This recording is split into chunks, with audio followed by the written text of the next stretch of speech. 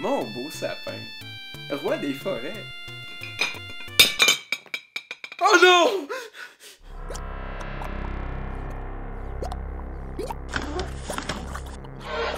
Jamais laisser toucher à de l'eau.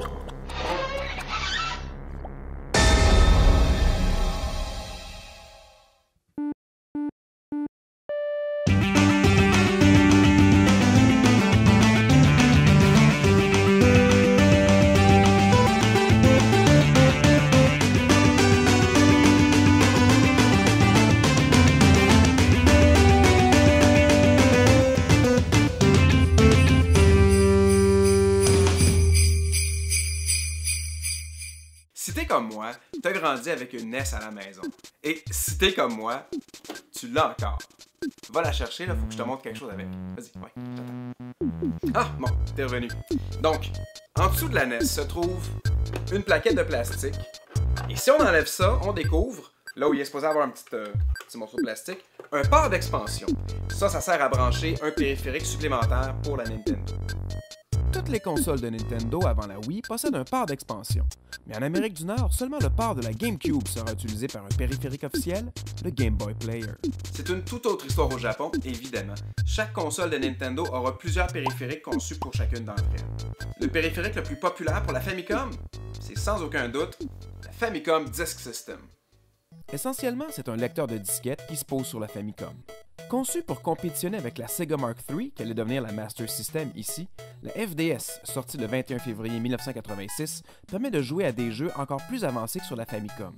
Il était également possible de réécrire sur le disque des nouveaux jeux, utilisant un seul ou les deux côtés, si on se présentait dans un magasin équipé d'une borne Disc Writer.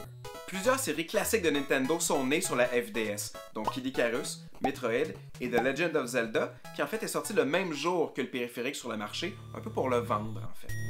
Au lieu d'utiliser des longs mots de passe comme dans les versions nord-américaines, tu peux sauvegarder ta partie directement sur la disquette, et puisque la FDS ajoute un tout nouveau canal de son à la Famicom, la musique et les bruitages sont toujours différents des versions cartouches.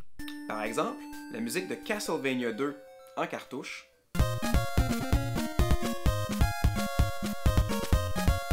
comparée à la version Famicom Disk System.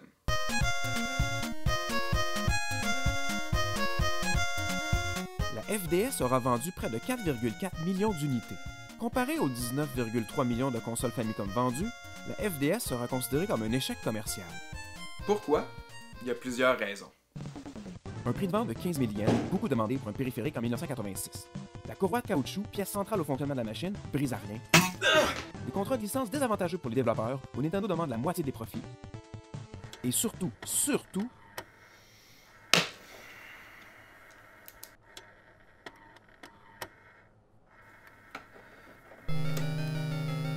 Enfin! Mais on est déjà Noël, alors pourquoi est-ce que je te parle de la Famicom Disk System? Tout simplement parce que c'est sur la FDS que se trouve l'ultime logiciel des fêtes. Une compilation de jeux qui devrait tenir la famille occupée durant tout le réveillon, les petits comme les grands. Vous êtes curieux? Allez, c'est l'heure, je joue le jeu.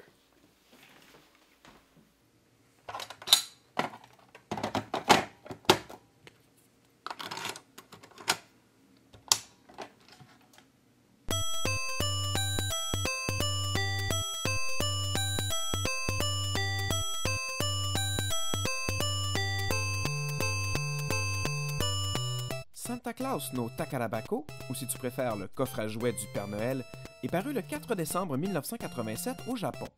Le jeu a été développé par Musical Plan Limited, créateur d'un seul autre titre pour la Famicom, Ikinari Musician, paru la même année. Il fut publié par Data East, qui nous a également apporté Bad Dudes et Shadowrun.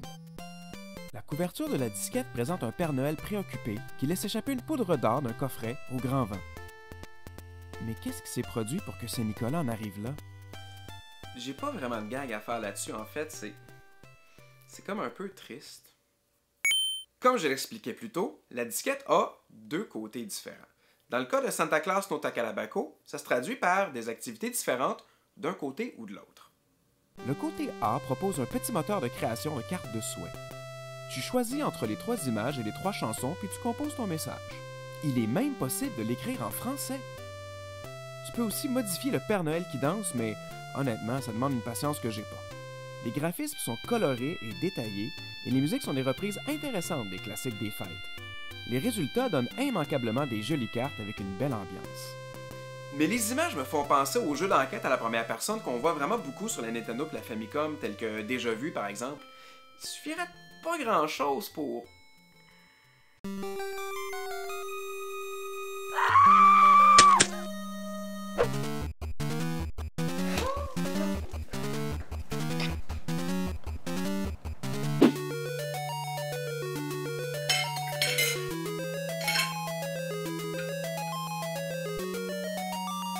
Du côté B, on retrouve une compilation de 4 jeux qui paraissent très simples, mais qui peuvent rapidement devenir très le fun avec un groupe d'amis qui ont une coupe de verre de lait de poule derrière la cravate. Ce sont tous des jeux de type casino. Il y a du bingo fait spécialement pour les gens en déficit d'attention. Un jeu de roulette sans tapis.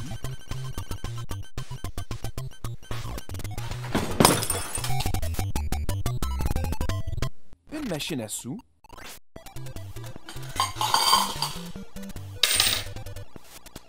Et un jeu de poker avec des dés qui n'est rien d'autre qu'une variation du classique Yahtzee. Bref, l'impression que j'en ai, c'est qu'à l'origine, le jeu venait avec une série d'accessoires permettant de jouer à tous les mini-jeux dans son salon, avec la disquette qui sert juste à animer les parties. Les informations sur le jeu, autres qu'en japonais, sont vraiment difficiles à trouver, donc j'ai jamais pu confirmer cette hypothèse-là. Ceci dit, pas mal sûr que Santa Claus no Takarabako saura amuser un groupe d'amis pompettes durant un réveillon. Je serais même pas surpris si des enfants y trouvaient leur compte pour 1 heure ou 2. Les musiques sont entraînantes et souvent dynamiques, les graphismes sont colorés et excitants, et il y a au final une bonne variété d'activités proposées. C'est maintenant l'heure de faire sa liste de cadeaux. La Famicom Disk System coûte autour de 50$, mais à ce prix-là, elle ne fonctionne qu'avec 6 piles format C. Tu peux aussi acheter le câble d'alimentation électrique qui coûte 30$. Attends-toi par exemple à devoir remplacer la courroie de caoutchouc au moins une fois par année et à devoir délicatement ajuster la tête de lecture. Donc, il faut pas avoir peur d'ouvrir sa console et de bidouiller un peu. Les jeux en version disquette sont généralement supérieurs à la version cartouche, principalement à cause de l'audio qui est plus riche et la capacité de sauvegarder. Elle a beau avoir quelques problèmes, je recommande quand même la FDS, surtout aux joueurs rétro sérieux qui voudraient avoir la meilleure expérience de leur jeu préféré. Quant à lui, Santa Claus no Takarabako est un jeu assez rare mais pas très recherché. Je l'ai acheté 30$ sur eBay avec la disquette et la pochette originale, puis je l'ai jamais revu passer ni en enchère ni sur aucun autre site d'importation. Ça te donne une idée. Je le recommande aux collectionneurs seulement parce qu'il est vraiment difficile à trouver, puis que dans le fond, pour le même prix, on peut s'acheter une autre compilation de mini-jeux du genre Fortune Street. Par contre, si tu l'achètes en pleine connaissance de cause, tu seras pas déçu, surtout si c'est pour animer un réveillon rempli de gamers. C'est pas un mauvais cadeau à recevoir du Père Noël. De toute façon, dis-toi qu'il existe toujours pire.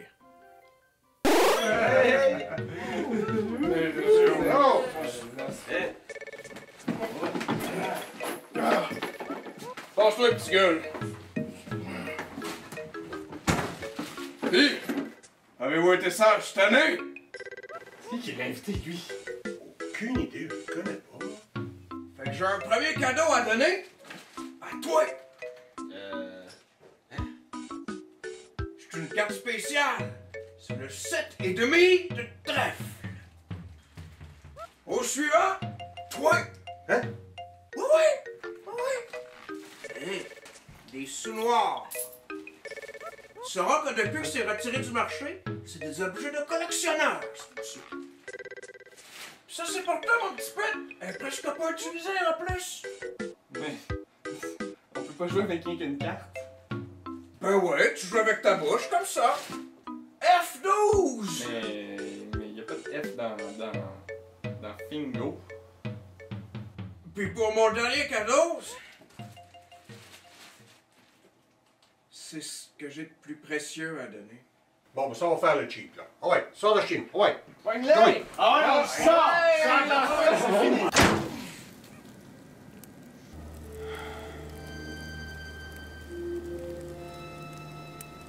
Il me semble que Noël, c'est plus ce que c'était. Là, ils fêtent en dedans, mais ils saillissent la face en secret.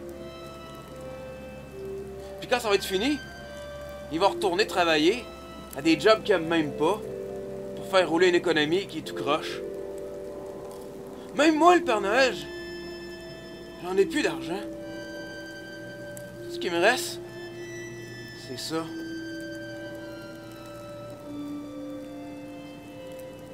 L'esprit des fêtes. Le rire d'un enfant. L'odeur d'une assiette bien remplie. Pas de solitude. Pas de secret. Juste de l'amour.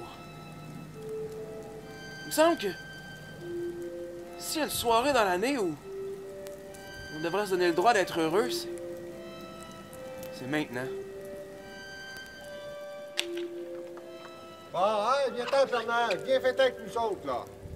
Viens-t'en, il fait frais. Vite, rentre. De réchauffer un peu. Je l'ai déployé puis qu'elle disait Je mets Ulysse assis à côté de la table. En mon nom et au nom de toute l'équipe de Je joue le jeu, je vous souhaite de joyeuses fêtes. Entourez-vous de gens que vous aimez, profitez-en, ça arrive juste une fois par année. On se revoit l'an prochain. Joyeux! Et voilà, ben oui. Prends mon oreille!